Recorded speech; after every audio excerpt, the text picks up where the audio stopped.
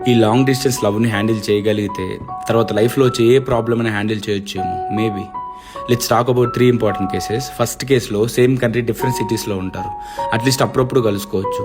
సడన్గా కలవాలనుకున్నా లేదా ఏదైనా ఇష్యూ ఉండి దాన్ని సాల్వ్ చేసుకోవాలనుకున్నా 2 days మనం కాదనుకుని పోయి కలిసి కూర్చొని సాల్వ్ చేసుకోవచ్చు. ఇది కొంచెం ఓకే. సెకండ్ కేసులో ఇద్దరు మొత్తంగా డిఫరెంట్ కంట్రీస్లో ఉంటారు. దారుణం ఇది. ఇంకా మనిషిని 1-2 years డైరెక్ట్గా చూడలేం, కలవలేం, ముట్టుకోలేమని ఆ థాటే హార్ట్ బ్రేకింగ్ ఉంటుంది. టైమింగ్స్ డిఫరెంట్ ఉంటాయి. ఏదైనా చిన్న ఇష్యూ వస్తే ఉన్న తక్కువ టైంలో ఇష్యూని ప్రాపర్గా హ్యాండిల్ చేయలేక అది పెరిగిపోతూ ఉంటుంది రోజుకి.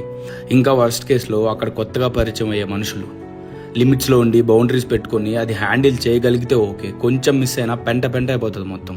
చాలా జెన్యున్గా ఉండే వాళ్ళు కూడా చెడిపోయే ఛాన్సెస్ ఉన్నాయి ఇక్కడ. Here comes the most toughest and funniest case. Same country different city, కానీ ఇక్కడ అమ్మాయి ఇంట్లో ఉంటుంది. ఆ పిల్లని కనీసం ఇంటి నుండి బయట అడుగు పెట్టనివ్వరు.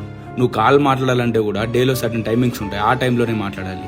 అన్నీ బాగున్నప్పుడు ఇది ఓకే, కానీ ఏదైనా గొడవలు అవుతున్న టైంలో మాత్రం ఘోరం. ఇంకా టెక్స్ట్ మెసేజ్లో అర్థం కాదు, కాల్స్ కుదరదు. కాల్ చేసే టైం వరకు ఓపిక ఎవరికి ఉండదు. సో ఆ కాల్ కుదిరే గ్యాప్లోనే ఏది పడితే అది మాట్లాడుకొని ఎంత వరస్ట్ చేయాలో అంత వరస్ట్ చేస్తారు. ఎప్పుడైనా సడన్గా లో అయినప్పుడు వెంటనే కాల్ చేసి నాన్న ఏం చేస్తున్నావు అని కాసేపు సరదాగా మాట్లాడే స్వేచ్ఛ ఉందా? లేదు.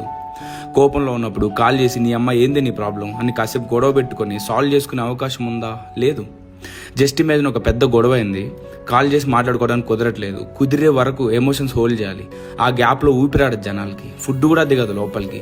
కాల్ వచ్చి మాట్లాడుకునే వరకు డే మొత్తం సర్వనాశనం. ఇంకా ఒకవేళ ఆ టైంకి కాల్ కుదిరినా సరే నువ్వు ఇటువైపు పిచ్చ కోపంలో వాగుతూ ఉంటావు, అటువైపు నువ్వు టెక్స్ట్ మెసేజ్లు వస్తూ ఉంటాయి నీకు. అవి చదువుకుంటూ రియాక్ట్ అవ్వాలి, అది కూడా కోపంగా.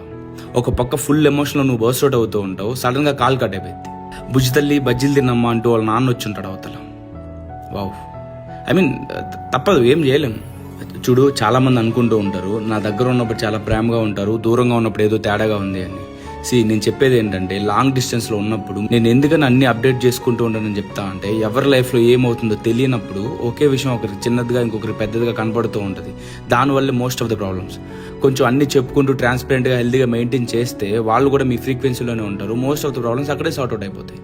అండ్ ఇంకోటి, దూరంగా ఉన్నప్పుడు చిన్న గొడవలు కూడా సరిగ్గా హ్యాండిల్ చేయలేము. అదంత ఈజీ కాదు. అంత మాత్రాన్ని ఇంకా కష్టం అనే ఫేజ్కి వెళ్ళిపోకండి.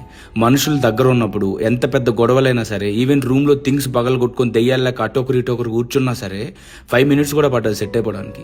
దగ్గరికి వెళ్ళి జస్ట్ హ్యాండ్ పట్టుకొని ఒక్కసారి అంతే, మొత్తం సెట్ అయిపోతుంది. ఒకే ప్రాబ్లం మీరు దగ్గర ఉన్నప్పుడు ఒకలాగా, దూరంగా ఉన్నప్పుడు ఒకలాగా అనిపిస్తుందంటే ప్రాబ్లం మీరు దూరంగా ఉండటం వల్లే తప్ప మీ ప్రేమలో దూరం లేదు.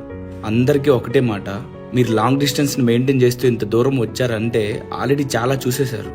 ఇంకొంచెం ఓపిక్గా వెయిట్ చేయండి, ఇంకొంచెం ఓపిక్గా డీల్ చేయండి, అయిపోతుంది, సెట్ అయిపోతుంది అంతా.